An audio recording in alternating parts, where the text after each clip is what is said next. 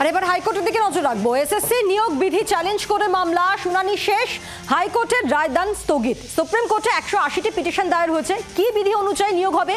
বিধি ঠিক করতে পারেন না চাকরি প্রার্থীরা। হাইকোর্টের সওয়াল রাজ্যের আইনজীবীর। শূন্য পদ নির্ধারণের ক্ষমতা রাজ্যের আছে, হাইকোর্টের সওয়াল রাজ্যের আইনজীবীর।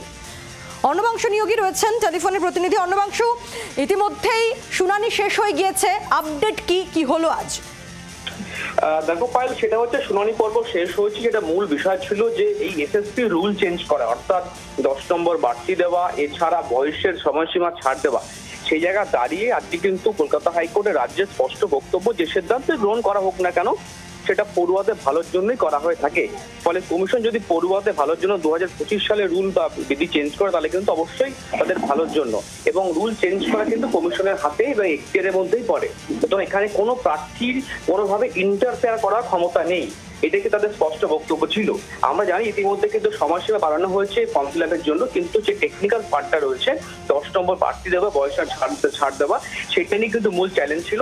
সেই পিটিশনটার উপর ভিত্তি করে আজকে কিন্তু হিয়ারিং পর্ব শেষ হয়েছে।